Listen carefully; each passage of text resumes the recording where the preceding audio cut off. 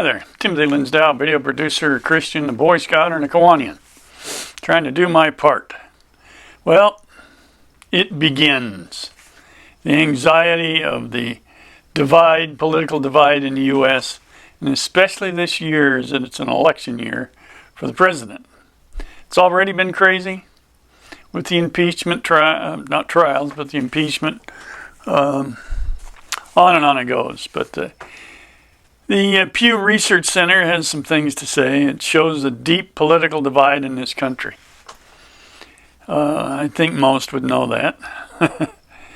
The partisan division far surpasses the differences measured in other categories, such as age or race, ethnicity, gender, education, religion, on it goes. According to this op-ed piece, partisan division far surpasses differences measured in other categories. The country's just fractured. And even further fractured on many other details. We'll try to take a look at a few of those.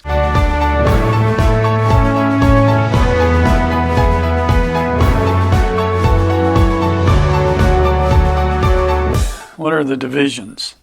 Substantial divisions, as many of you know. Over the years, I think they're foundational divisions, and that's where the extremes are coming from.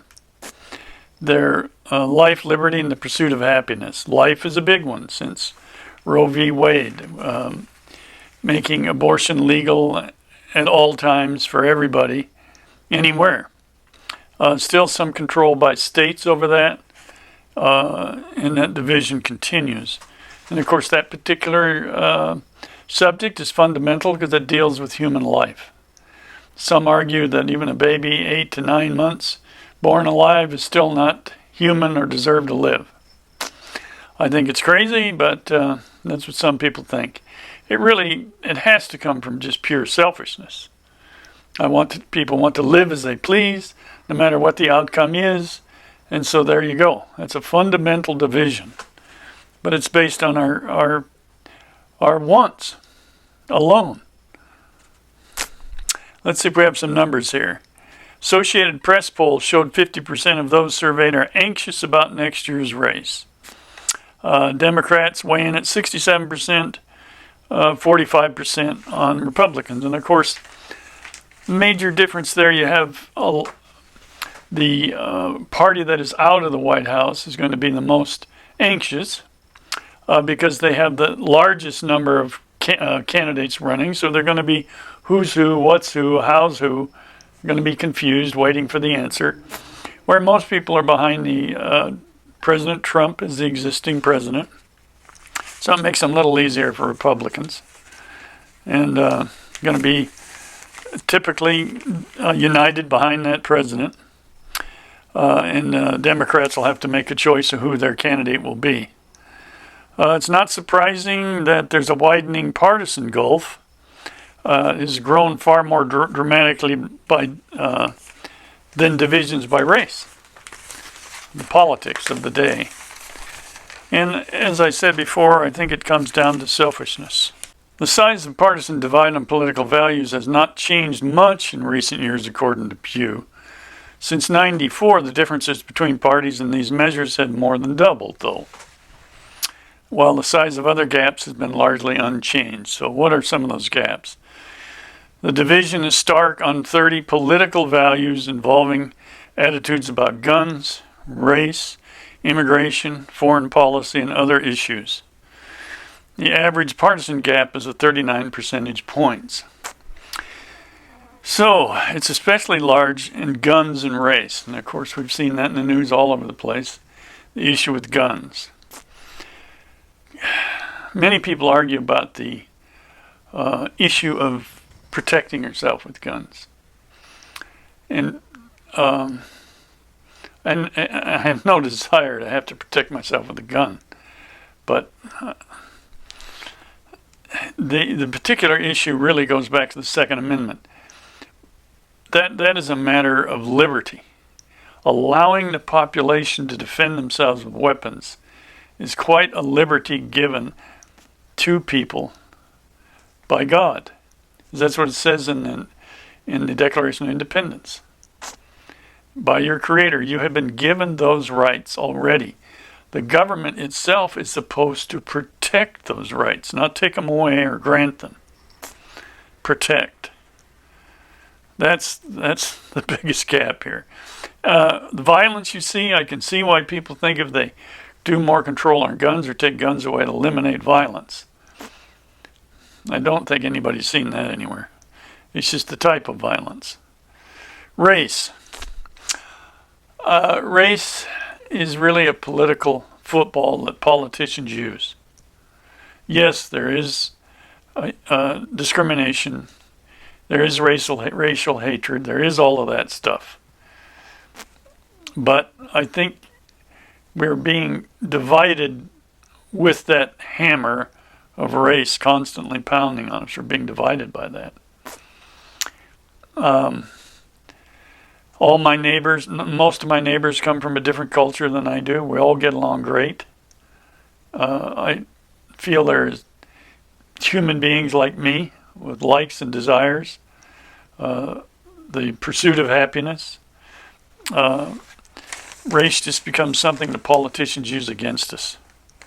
That's Democrats and Democratic-leaning independents, 86% of them say gun laws should be stronger, and only 31% of Republicans. So there's a definite division there.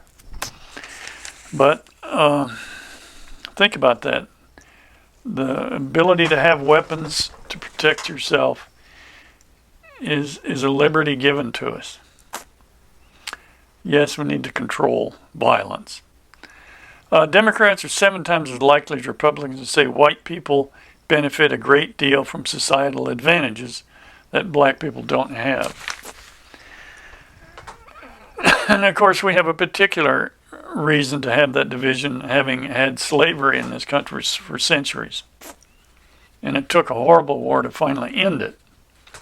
Didn't end racial divides and challenges, but it ended slavery in the sense that it was then. We have other slavery, such as sex trafficking, that exist, and other forms of slavery that exist that are all illegal, though. Where at one time the slavery was legal, so that's a big difference. It says 30% of, conservative Republicans, nearly 30% points less likely that GOP moderates and liberals to say that legalizing same-sex marriage has been good for society. There's a division within the party that older, more conservative Republicans are more against same-sex marriage than the younger. And that's quite common in general about most liberal ideas. You know, what's it say? When you're young and you're not a liberal, there's something wrong with you. And when you're older and not for something conservative, you're about right. The division of age. Division of age. Democrats are somewhat the same on this. Notable differences between liberals and party conservatives on same-sex, racial discrimination, and foreign policy. They're also divided within the party. Not only the party's divided between Democrat and Republican, the party themselves are divided. So creates more division and confusion and fear. And it says one thing to discover: white Democrats are much more likely than black Democrats to say the belief in God is necessary to have good values. 89% to 44% black Democrats are less likely than whites to say same-sex marriage is a good thing for society. 52% to 88%. I think that's a dramatic difference within the Democrat Party, is the difference between white and black beliefs on those subjects.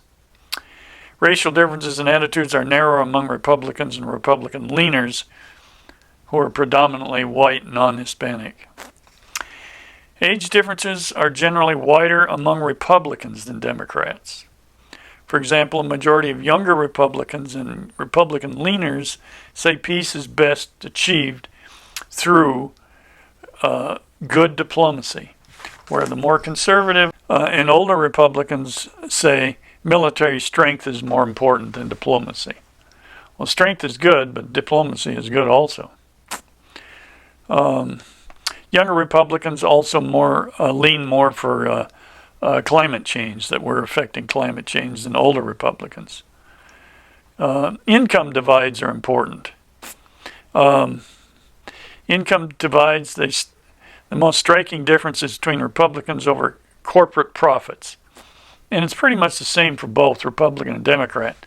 Those that earn, say, less than $50,000 a year, say corporations earn too much money.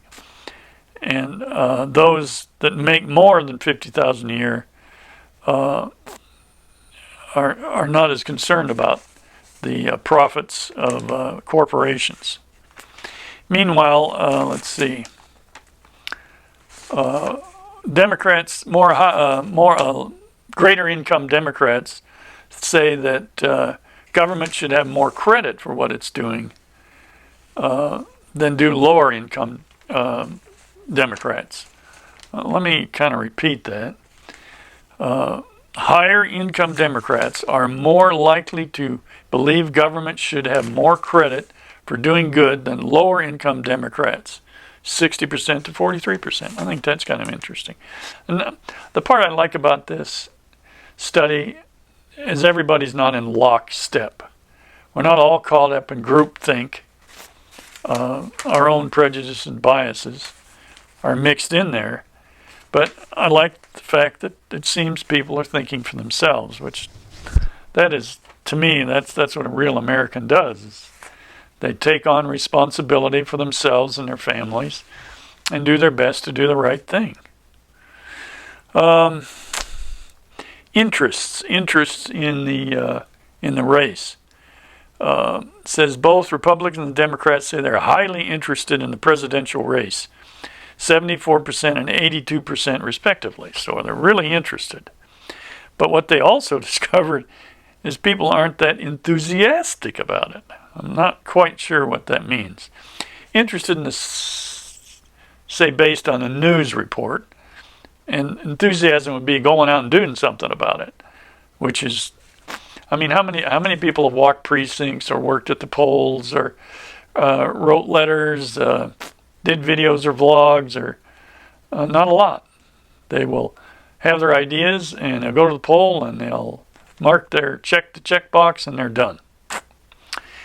But then again, our system was designed to be a Republican, sorry, what do they call that?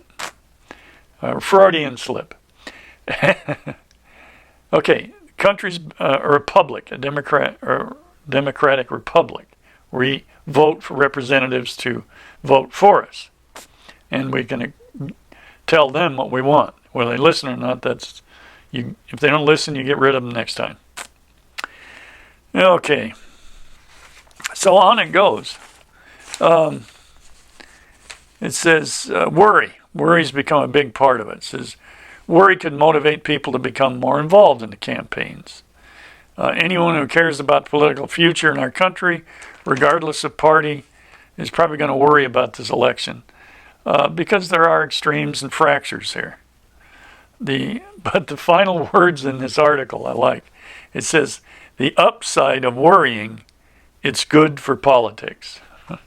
So pay attention, get involved, seek to do the right thing. I know there are fundamental things that's causing our divisions. We need to really come to grips with those and understand those and try to find a way to live in peace.